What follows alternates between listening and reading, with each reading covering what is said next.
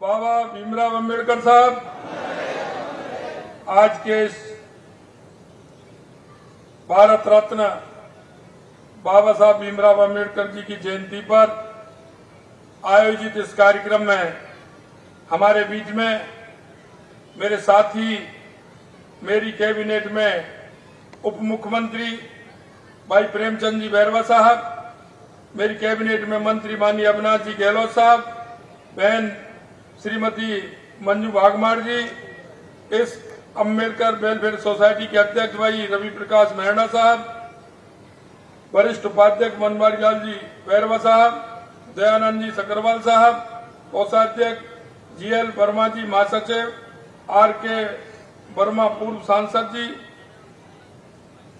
भजनलाल रौनन साहब, बीएल जाटावत साहब, राम साय वर्मा जी, पीसी आर्या जी एवं इस कार्यक्रम में आए सभी इतनी बड़ी संख्या में मेरे भाई और बहनों, युवा साथियों, आप सभी को नमन करता हूं, वंदन करता हूं, आप सभी का अभिनंदन करता हूं। सबसे पहले मैं आज बाबा साहब की जयंती पर आप सभी को बहुत बहुत बधाई और शुभकामनाएं देता हूं। मित्रों, आज भारत माता के महान सपूत, हमारे संविधान के शिल्पकार, भारत रत्न बाबा साहब भीमराव अंबेडकर जी के जन्म दिवस के पावन अवसर पर मैं आप सभी को शुभकामनाएं भी देता हूं और इस अवसर पर आप सभी को, पूरे प्रदेशवासियों को हार्दिक बधाई भी देता हूं। बाबा साहब एक बहु आयामी प्रतिभा के धनी थे। वे एक बुद्धिजीवी, प्रकांड विद्वान, सफल राजनेता, कानूनविद, अर्थशास्त्री और जनप्रिय नायक थे। उन्होंने इस देश को रास्ता दिखाने का काम किया। उन्होंने पंडित दीनदयाल उपाध्याय जी की जो अंत्योदय की योजना है, उस अंत्योदय की योजना को इस देश में बढ़ाने का काम किया तो बाबा साहब भीमराव अंबेडकर जी ने किया। बाबा साहब ने संविधान के प्रारूप समिति के अध्यक्ष के रूप में संविधान तैयार करने में अमूल्य योगदान दिया, इसलिए हमें उन्हें संविधान के जनक के रूप में भी याद करते हैं। उन्होंने दुनिया के सबसे बड़े लोकतंत्र को संविधान देने का काम किया। वे जानते थे कि संविधान मात्र एक कानूनी दस्तावेज नहीं, बल्कि वह एक सामाजिक एवं आर्थिक दस्तावेज भी है, जिसमें करोड़ों व्यक्तियों के आकांक्षाएं, परिवेदनाएं, आवश्यकताएं और उनके हित उसमें समाहित है। ऐसा संविधान बाबा साहब भीमराव अंबेडकर जी ने दिया। एक समय जब था तब देश में कुप्रथाएं, अंधकार से घिरा था। ऐसे समय में बाबा साहब देश में एक नई रोशनी लाने का काम किया। वह रोशनी थी समभाव सहित समाज, भेदभाव रहित समाज। उन्होंने दुनिया के प्रतिष्ठित विश्वविद्यालयों से उच्च शिक्षा की डिग्रियां हासिल की, लेकिन उन्होंने भारतीय समाज की उन विकृतियां, कुरीतियों का सामना भी उन्होंने किया और जो इस समाज को कमजोर करती थी।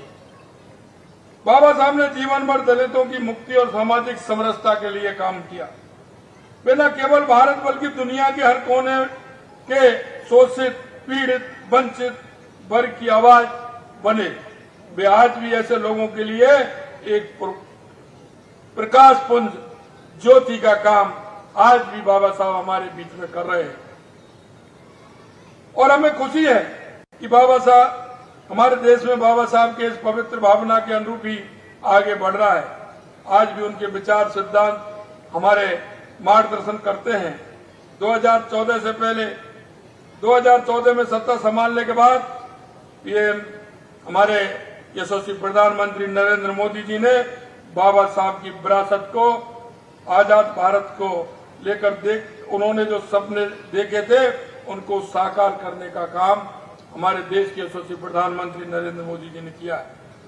प्रधानमंत्री जी ने 26 नवंबर को संविधान दिवस के रूप में मनाने की शुरुआत कर बाबा साहब को देशवासियों की तरफ से एक सच्ची श्रद्धांजलि देने का काम किया है। प्रधानमंत्री नरेंद्र मोदी की पहल पर ही बाबा साहब अम्बेडकर जी के जीवन के जुड़े 5 महत्वपूर्ण स्थानों को पंच तीर्थ के रूप में विकसित करने का काम देश के यशस्वी प्रधानमंत्री नरेंद्र मोदी जी ने किया है।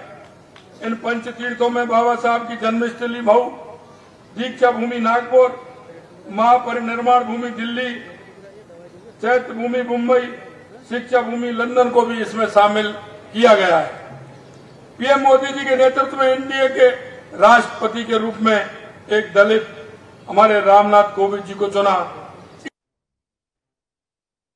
राष्ट्रपति के रूप में चुना। इनसे साबित होता है कि समाज के पिछड़े वर्ग से आने वाले लोगों को मोदी जी सरकार ने कितना सम्मान दिया है और ये बाबा भीमराव अम्बेडकर जी का सपना साकार करने का काम देश के यशस्वी प्रधानमंत्री नरेंद्र मोदी जी ने किया है। केंद्र में पिछली सरकारों ने बाबा साहब अम्बेडकर की विरासत को जनता के मानस पटल से मिटाने की पूरी कोशिश की। यह दुखद है कि जब तक डॉक्टर साहब जीवित थे तब तक उन्हें कोई सम्मान नहीं दिया। ये दुखद है कि उनके देहांत के 4 दशक बाद उनको भारत रत्न देने का काम देश के यशस्वी पूर्व प्रधानमंत्री माननीय अटल बिहारी वाजपेयी जी ने। मित्रों, मैं कहना चाहता हूं, आपसे इतना भी निवेदन करना चाहता हूं, ये जिस प्रांगण में आप बैठे हैं इसको भी हमारे पूर्व मुख्यमंत्री माननीय भैरव सिंह जी शेखावत ने 1 रुपए के टोकन पर ये जमीन देने का काम भी माननीय भैरव सिंह जी शेखावत ने किया।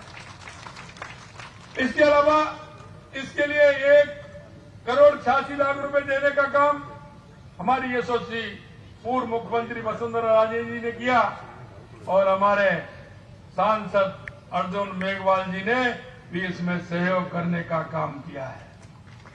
मैं आपसे कहना चाहता हूं मित्रों कि आज 14 अप्रैल बाबा साहब की जयंती है।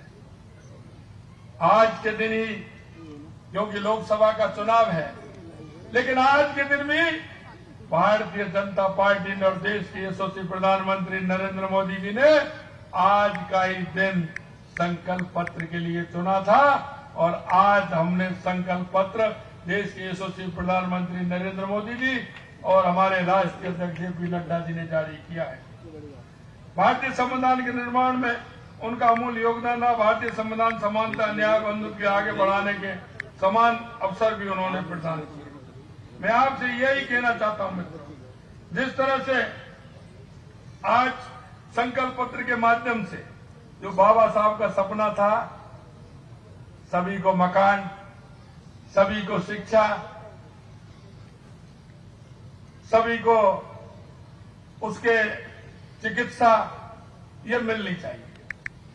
आज संकल्प पत्र जारी करते हुए 14 अप्रैल को मुझे खुशी है कि बाबा साहब की उन सारी बातों को इस संकल्प पत्र के अंदर रखा है।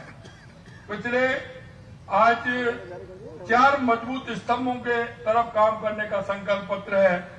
युवा, महिला, गरीब और किसान को हमारे संकल्प पत्र में फोकस किया गया है। आज वुमेन लेडी डेवलपमेंट में दुनिया को दिशा दिखा रहा है। पिछले 10 वर्ष में नारी गरिमा, नारी को नए अवसरों को समर्पित किया है। आने वाले 5 वर्ष में नारी शक्ति की नई भागीदारी होगी।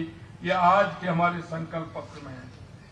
3 करोड़ उन गरीबों को जिनके पास मकान नहीं है, उनको मकान देने का काम भी किया है। उज्ज्वला योजना में पाइपलाइन से सस्ती गैस देने का भी काम, योजना हमारी उज्ज्वला योजना भी जारी रहेगी और पाइपलाइन से सस्ती गैस भी हमारी जारी रहेगी। 80 करोड़ परिवार जिनको खाद्यान्न मिलता है, उनको 5 वर्ष तक के लिए और उन गरीब लोगों को खाद्यान्न मिले, आज इसकी भी घोषणा की है। मुद्रा योजना के तहत 10 लाख रुपए से बढ़ाकर 20 लाख रुपए करने का काम भी किया है। मैं आपसे कहना चाहता हूं, संकल्प पत्र के माध्यम से महिला सुरक्षा से लेकर के उस अंतिम पायदान पर खड़ा हुए व्यक्ति को लाभ देने का काम हमारे संकल्प पत्र में हुआ है। मैं आपके माध्यम से कहना चाहता हूं कि आपकी सोसाइटी बहुत अच्छा काम कर रही है और इस सोसाइटी के माध्यम से हमारे उन भाइयों, हमारे उन बहनों को जिनको कि लाभ मिलना चाहिए, शिक्षा का स्तर ऊंचा होना चाहिए, निश्चित रूप से ये सोसाइटी काम कर रही है। मैं आपसे कहना चाहता हूं, अभी मेरी बात हो रही रवि मेहरा साहब से, रोलन साहब से, मैंने कहा इसमें काम हमारी सरकारों ने किया है और आज हम आपसे यही वादा करना चाहते हैं कि हमारी सरकार पूर्ण रूप से इस काम के लिए आप जो कहेंगे, मैं आपको ये विश्वास दिलाता हूं कि आपको कहीं भी कमजोरी नहीं दिखेगी। आप जो कहेंगे वो काम हम पूर्ण रूप से करेंगे। अरे मेरे भाइयों बहनों, मैं एक बात कहना चाहता हूं, हमारा संकल्प अंत्योदय है। अंतिम पंक्ति में जो व्यक्ति खड़ा है उसको कैसे आगे लाया जाए, और बाबा साहब का जो सपना है विकसित भारत का सपना, हम आपसे कहना चाहते हैं हम इस सपने को पूरा करेंगे। जो बाबा साहब ने सपना देखा था कि मेरे भारत विकसित भारत, मैं आपसे कहना चाहता हूं बाबा साहब का सपना था, राम राज्य का उनका सपना था। आपने देखा होगा तीसरे उसमें सेक्ट में उन्होंने कहा है, उन्होंने भगवान राम, माता सीता और हनुमान जी का उसमें चित्र दिया है, क्योंकि उनको पता था राम राज्य में राम जी सबके प्यारे थे। उन्होंने माता सबरी को सम्मान देने का काम किया, वो हमारे मल्ला केवट जी को सम्मान देने का काम किया और निषाद राज जी को मित्र बना करके उनको अपने साथ बैठाने का सम्मान देने का काम किया। भगवान राम का जो संविधान निर्माता हमारे बाबा साहब ने उनका उल्लेख किया है, वो राम राज्य की कल्पना की है। हम आपसे इतना ही कहना चाहते हैं इस मौके पर कि हमारी सरकार हर गरीब के कल्याण के लिए, वंचित के कल्याण के लिए, दलित के कल्याण के लिए जो कर सकती है, निश्चित रूप से आपकी जो योजना है उनको भी बढ़ाने का काम करेंगे। और इस राजस्थान के अंदर हमारे उन सभी भाई बहनों को जिनको आवश्यकता है उसको उनको भी बढ़ाने का काम करेंगे। आपने जो मेरे को कुछ बातें कही, मैं समझ गया था महामंत्री वर्मा जी कह रहे थे, अध्यक्ष जी ने तो थोड़ा इशारे में कहा, लेकिन वर्मा जी ने पूरी बात कही। आप नोट कर लेना वर्मा जी, आप सूची बना लेना। आज तो मैं आपसे कुछ नहीं कह सकता, लेकिन मैं अंत में इतना ही कहता हूं, आपके मन में जो भाव है, आपके मन में जो सरकार से आपके मन में जो कल्पना है, निश्चित रूप से उसको हम पूरा करेंगे। ये वादा हम आपके बीच में कर रहे हैं। आपने इस मौके पर मुझे बुलाया, मुझे मान और सम्मान दिया, इसके लिए मैं सोसाइटी को और आप सभी को बहुत बहुत धन्यवाद और साधुवाद देना चाहता हूं। और यही मैं आपसे कहना चाहता हूं कि आप भी, क्योंकि हम सभी का कर्तव्य है। बाबा साहब ने कहा है कि हम देश के नागरिक हैं, हम नागरिकों का भी कुछ कर्तव्य है, और उन्होंने एक एक नागरिक का कर्तव्य कहा है कि बाबा साहब ने जिसको 18 साल की उम्र में मतदान देने का अधिकार दिया है, तो उन्होंने कर्तव्य के बारे में भी जिक्र किया है कि मेरे पड़ोसी कोई कमजोर तो नहीं है, उसको शिक्षा की आवश्यकता है तो उसको शिक्षा की आवश्यकता को पूरी करना है, सरकार की उन योजनाओं को लाभ दिलाना है। मेरा का कोई भाई पड़ोस में मेरी माता कोई बीमार तो नहीं है, उसका भी मेरा हक बनता है एक नागरिक होने का, तो उस माता बहनों को ला करके उनको जो इलाज की व्यवस्था भी है वो सरकार की योजनाओं के माध्यम से उसको भी कराना चाहिए। कभी दिए तले अंधेरा होता है, हम बात तो करते हैं लेकिन हम वास्तविकता में नहीं पहुंचते। हम उस व्यक्ति को जो लाभ मिलना चाहिए, उसको आगे बढ़ना चाहिए, वो हमारे पड़ोस में रहता है, वो हमारे घर में रहता है, हमारा भाई है, हमारा रिश्तेदार है, उसको हम कैसे लाभ पहुंचा सकते हैं, ये कल्पना जब तक आपके मन में और अंदर भाव उत्पन्न नहीं होगा कि मेरा कोई भी पड़ोसी है, मेरे मोहल्ले में रहता है, मेरे पहाड़ में रहता है, मेरे गांव में रहता है, उसको लाभ मिलना चाहिए, लाभ मिलना चाहिए, इस भाव को हमें रखना चाहिए। मैं इतना ही कहना चाहता हूं। आपको पुनः बहुत बहुत धन्यवाद। जय हिंद, जय भारत। और पुनः एक बार बाबा साहब का नारा लगाएंगे। बाबा भारत रत्न बाबा भीमराव अम्बेडकर जी, भारत रत्न बाबा साहब भीमराव अम्बेडकर जी। बहुत बहुत धन्यवाद।